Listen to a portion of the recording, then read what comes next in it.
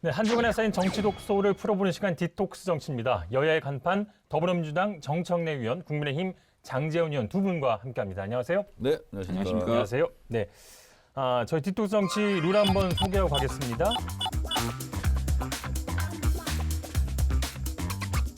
자, 말 끊기는 열띤 토론을 위해서 3회까지 허용을 하겠습니다. 네, 적절히 사용해 주시면 되겠습니다. 저희가 앞서 이제 바이든 인물 탐구를 좀 해봤고요. 두 분도 좀 미 대선 얘기를 좀 더 이어가겠습니다. 어느 때보다 논란도 굉장히 많았고 뭐 그런 이 미 대선인데 뭐 결과도 좋고요. 뭐 개표 과정도 좋고 총평 한 말씀씩 부탁드리겠습니다.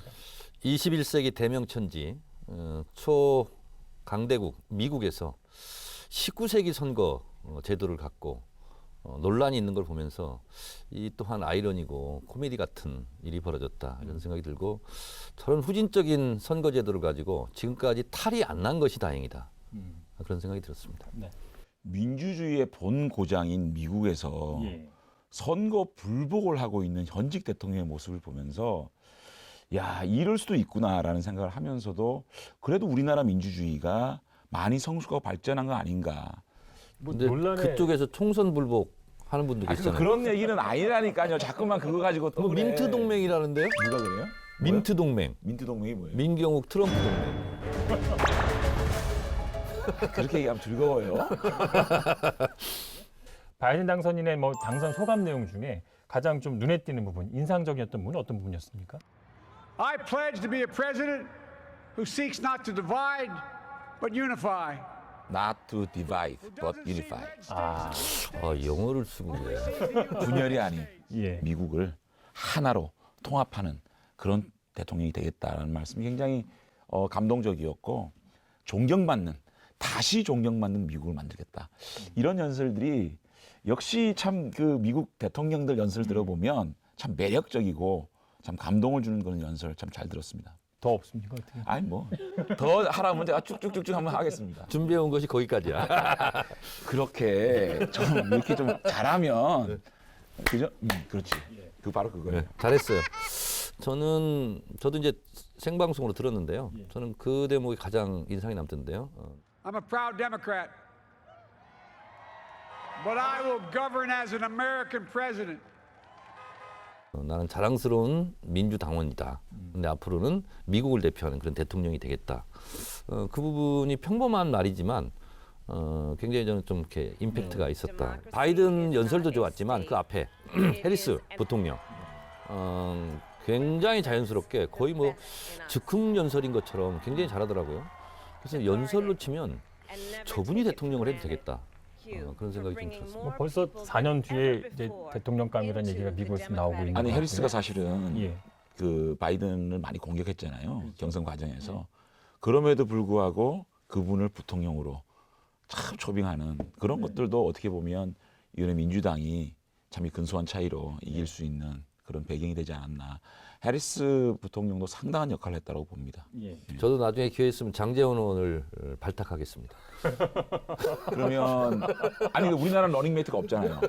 아니 이제 바뀔 수도 있잖아요 제도가. 그럼 저도 뭐 약속하신 수락을 좀 해주시죠. 예. 수락합니다. 이분 지금 제가 좀 모셨는데 지금 웃고 계신데 좀 말씀 좀 하시다가 그저 끊으셨는데 이 바이든이라는 인물 이제 3수 끝에 대통령 되신 거잖아요. 어떤 인물인지 좀 저는 무엇보다도 김대중 대통령을 존경하는 인물로 꼽을 정도로 예. 햇볕 정책을 지지했고 또 오늘 또 공개가 됐습니다만 80년대 초에 김대중 대통령과 주고받았던 편지 그리고 김대중 대통령에 대한 민주화 운동에 대한 헌신 이런 것을 존경한다 이런 거고요. 그런 면에서 봤을 때 클린턴 행정부를 이어받은 오바마 그리고 오바마 행정부 때 힐러리 국무장관 그리고 바이든 부통령 그렇게 본다면 미국의 민주당 정권과 우리 한국의 민주당 정권이 케미가 잘 맞지 않을까 이런 생각을 또 해봅니다. 그래서 우리로서는 현재까지는 제가 봤을 때 not bad, 나쁘지 않다. 장장 정치를 51년을 한 분입니다. 예. 정치적 경륜이 해안이 저는 굉장히 뛰어나신 분일 거라고 생각합니다. 그러니까 정책을 하나 만드는 데 있어서 또 외교를 하는 데 있어서 안보를 하는 데 있어서 그 전문가들을 폭넓게 등용을 해서 그들의 그 말을 정책화 시켜서 탑다운이 아니라 버텀업 방식으로 내공 있는 정치를 할 그런 경륜 있는 정치이기 때문에 굉장히 미국을 안정적으로 이끌 것이다. 그래서 트럼프 행정부와는 완전히 달라진 미국이 될 것이다. 저는 이렇게 예측해 봅니다. 바이든 당선인도 미국 재향 군인의 날을 맞아 한국전 참전 기념비를 찾아 헌화했습니다. 문재인 대통령이 조 바이든 미 대통령 당선인과 첫 전화 통화를 가졌습니다. 양측은 취임 이후 가능한 조속히 만나 직접 대화할 수 있는 기회를 갖기로 했습니다. 우리가 이렇게 미국 대통령에 관심을 갖는 이유는 조금 전에 말씀해 주셨지만 한반도 문제의 당사자이기도 하고요. 앞으로의 또 한미 관계, 또 남북미 관계 어떤 변화가 올 것으로 좀 예상이 되시나요? 우선 우리에게 이제 좀 불리할 수도 있고 그런 측면이 하나 있는 게 뭐냐면 오바마 행정부 자체가 미일 동맹을 굉장히 중요시합니다. 그래서 동북아시아의 질서는 일본에게 좀 힘을 더 실어주는 그런 상황이 올지도 모르겠다. 그럼 우리에게는 상당히 좀 입지 조건으로 좀 불리한 상황이 될 수도 있겠다. 이런 측면을 하나 경계해야 될 것 같고요. 내년 8차 당대회를 앞두고 북한이 돌발 행동을 하면 어찌 될까? 이 한반도의 운명이 또 그런 생각은 한편으로는 우려를 하면서 또 한편으로는 바이든 대통령은 오랜 기간 동안 햇볕 정책을 지지했던 평화주의자거든요. 김대중 대통령도 클린턴 대통령을 끊임없이 설득했거든요. 국익을 위해서는 악마하고도 악수해야 된다.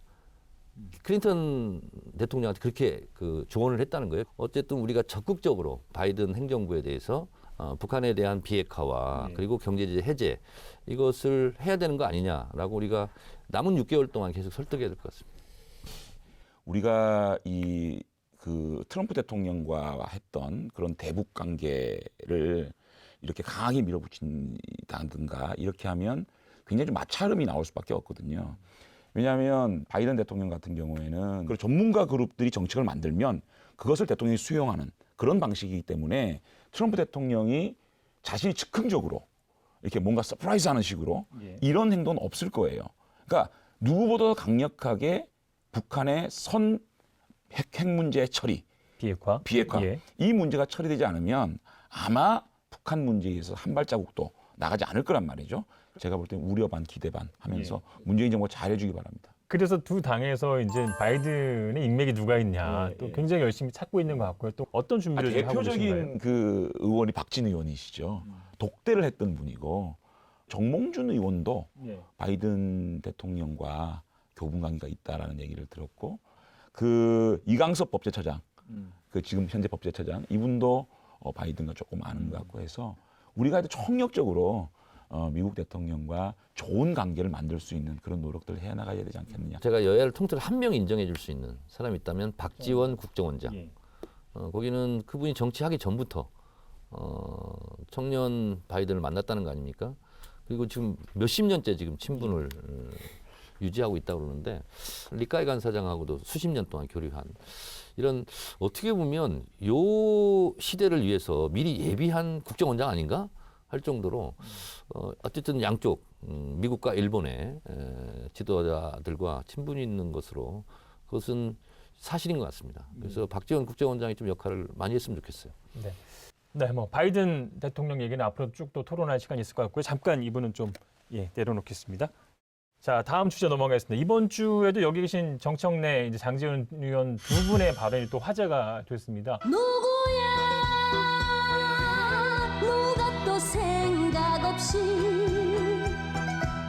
돌을 던지느냐. 제가 혁신 플랫폼 말씀드린 것이 범야권의 공동 노력 없이는 문재인 정권에 대한 견제가 제대로 이루어질 수 없다는 그런 절박감 때문입니다.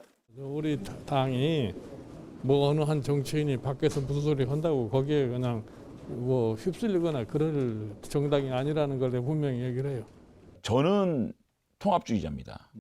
저희로서는 연대 없이 이렇게 분열해가지고 선거를 그것도 우리 범야권 진영에 존망이 걸린 선거를 임하는 것은 제가 볼 때는 백전백패거든요. 그렇기 때문에 통합을 해야 된다라는 제가 그 소신을 가지고 있었고 그런 와중에 안철수 대표가 혁신 플랫폼을 제안을 했는데 저희 당에서 김종인 비대위원장께서 그 혁신 플랫폼이 어떤 형태인지 또 어떤 뜻인지도 알아보지도 않고 혼자서 하시라. 혼자 가라. 그리고 뭐 우리 당 의원 몇 명이 뭐 동조하는 건 난 관심 없다. 이렇게 일구의 가치도 없는 식으로 일축해 버리는 거. 또 짜증 섞인 얼굴로 그렇게 일축해 버리는 거에 대해서 참 안타까워요. 정 의원님이 할 얘기가 좀 많으실 것 같은데 지금 뺄셈의 정치라고 하셨는데 역시 이제 정청래 의원님 쓴 걸 보면서 역시 비유와 은유의 달인 아닌가 그 생각을 이제 다시 한번 했습니다. 김종인 비대위원장의 애행 정치 굉장히 인상적이었는데 좀 해석을 해주시죠. 저는 안철수 대표가 혁신 플랫폼을 통해서 뭐 야권 연대를 하자 하는 건데 득이 돼야 하죠. 결론적으로 득이 없다라고 김종인 비대위원장이 판단한 것 같아요. 근데 안철수 대표의 제안은 뭐냐면 세석 가지고 들어와서 본인이 애헴하겠다는 거거든요. 근데 애헴 정치를 하는 분으로서는 어린 반푼어치도 없는 얘기죠.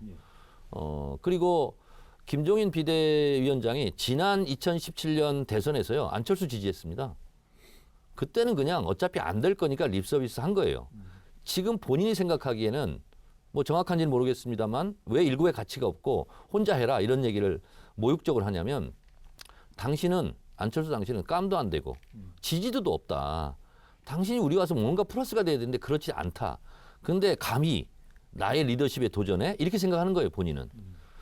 안철수 대표가 도야 청청하기 위해서 내 중심으로 모여. 그거는 누가 모이겠습니까? 그거는 말이 안 되는 전제를 하고요.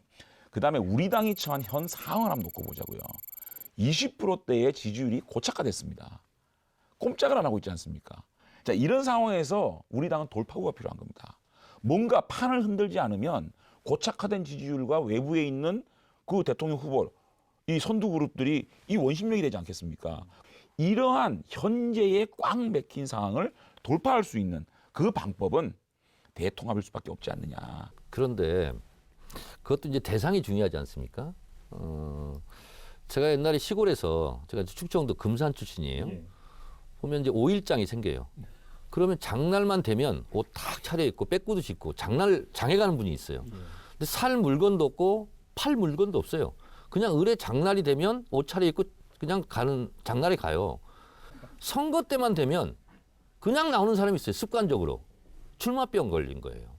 저는 안철수 대표가 지금 9년 동안 당을 5번이나 만들었다고 그러는데 이게 습관이 된 거거든요. 뭐 안 하면 부수고 새로 만들고. 그래서 참신성이 떨어졌어요. 그래서 국민의힘에서 안철수라도 같이 손잡고 뭘 하자라는 심정은 알겠으나 저는 효과 제로라고 생각해요. 제가 말씀드리면 이런 거 하는 것이 안철수랑 손잡는 것보다 훨씬 나아요. 4가지 제가 말씀드릴게요.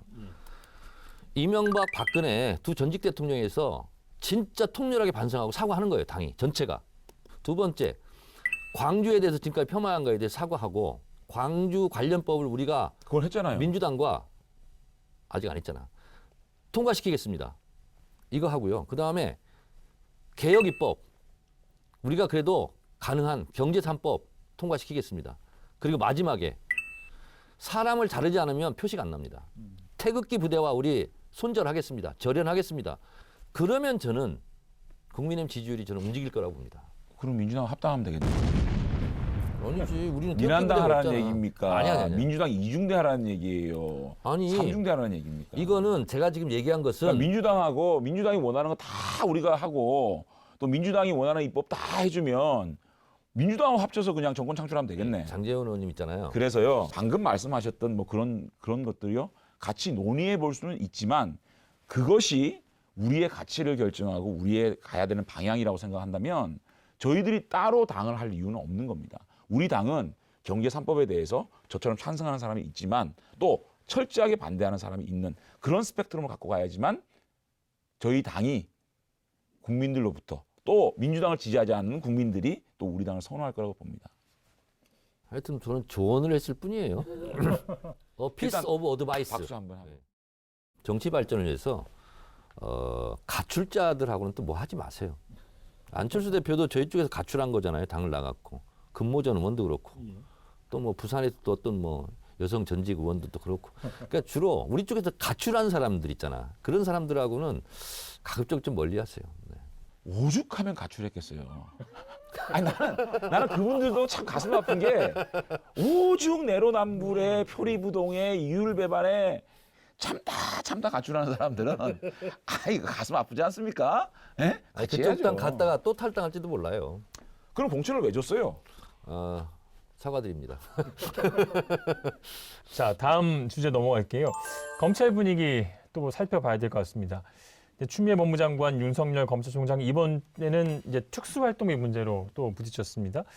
때문에 국회 법제사법위원회 소속 여야 의원들이 다녀오셨죠? 예. 대검에서 지원하는 특활비가 정기적으로 주는 게 있고 수사가 많으면 수시로 주는 게 있어요. 이 정기적으로 주는 거나 수시로 주는 거나 너무 2018년부터 2020년까지 일정하게 잘 지급이 돼 있던 겁니다. 근데 저는 권력기관에 대한 그런 특활비 저는 검증해야 된다고 봅니다. 그런데 아무리 필요한 일이지만 그 필요한 일을 함에 있어서의 의도와 목적이 불순하면 정의롭지 않은 거거든요. 이렇게 윤석열 찍어내기 위해서 다 파뒤집이겠다? 난 그거는 정의로운 게 아니라고 저는 생각합니다. 추미애 장관이 또 이것도 헛발질한 거예요. 법사위 여야 의원들이 이제 같은 시간에 같은 걸 보고 왔는데 해석은 또 다르더라고요. 이번 특활비 이 정부군요. 결국은 추미애 장관이 이길 수밖에 없다. 추미애 장관은 특활비를 안 썼답니다. 그 법제사법위원회 위원들이 이제 확인해줬고, 근데 이 특활비가 아무리 영수증이 없는 거다 할지라도 주먹구구식으로 부적절하게 사용해서는 안 되는 거잖아요.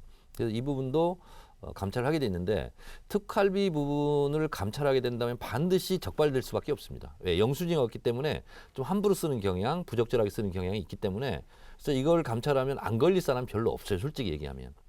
그래서 이 부분도 아마 윤석열 검찰총장으로서는 상당히 불면의 밤의 대상이다. 그러니까 제가 볼 때는 나름대로의 지침과 기준에 따라서 지급을 한 거거든요. 그렇기 때문에 윤석열 총장이 불면의 밤을 지낼 이유가 없지 않겠습니까? 그러니까 비율은 그렇다고 저도 이제 들었는데 그 용도를 어떻게 썼느냐 이게 좀 중요한 거예요. 예전에 돈봉투 사건도 있었잖아요. 그래서 거기 아마 기소도 되고 이렇게 고생 좀 했는데 뭐 몇백만 원씩 주고 그랬다는 거 아닙니까? 네. 지금까지 해왔던 운영에 문제가 있다면 그걸 개선하면 되지 윤석열 총장이 특별히 잘못된 부분이 아니거든요. 그건 집행 방법을 좀 개선하면 되는 문제지 윤석열 총장 문제가 아니고요. 그렇기 때문에 추미애 장관이 이번에 감찰을 하는데 아무런 문제가 드러나지 않았어요. 정말 좀 창피하게 됐어요. 그럼 누가 이긴 거죠? 추미애 장관이 이긴 추미애 거지. 장관이 또 이상하게 되는 거 아닙니까? 또 헛발질한 거 아니에요. 정말 법무부 장관이 국회에 와가지고 그게 뭐 하는 짓입니까? 부끄러운 줄 알아야지. 그만 이 얘기하자고. 문제는 결론이 안 나는데 이게 검찰 개혁으로 가기 위한 어떤 필연적인 어떤 논란, 충돌인지 필연적인 논란이 아니에요. 또 이대 아니면 법무부 장관의 어떤 무리한 권력 남용인지는 좀 미래의 역사적인 평가를 받아봐야 될 것 같고요. 사퇴하고 정치를 해야 되지 않나 생각합니다. 상당히 심각합니다.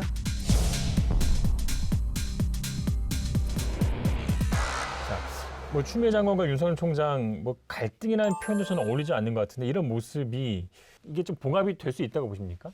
그러니까 검찰 개혁 문제와 그다음에 추미애 장관의 전액 문제는 분리해서 생각해야 된다. 저는 이거 분명히 얘기하고 싶어요. 지금 당면 시대적 과제는 검찰 개혁이에요. 그 과정에서 충돌일 뿐이에요 지금. 그래서 저는 올해가 지나면 검찰총장과 추미애 장관이 부딪히는 일은 좀 줄어들 것 같아요. 자, 오늘도 뭐 뜨거운 토론 수고 많으셨고요. 한 주간에 쌓인 정치 독소를 배출하기 위해서 또 디톡스 주스를 준비했습니다. 스트레스 완화, 또 우울증 극복에 도움이 되는 바나나 망고 주스입니다. 예. 수고하셨습니다. 수고하셨습니다. 자, 시사 토크 알고리즘 다음 주에 더 열심히 준비하겠습니다. 시청해주신 여러분 고맙습니다. 오늘은 맛있네. 맛있네. 바나나 향이 아주 좋습니다. 사실 이것 때문에 와요.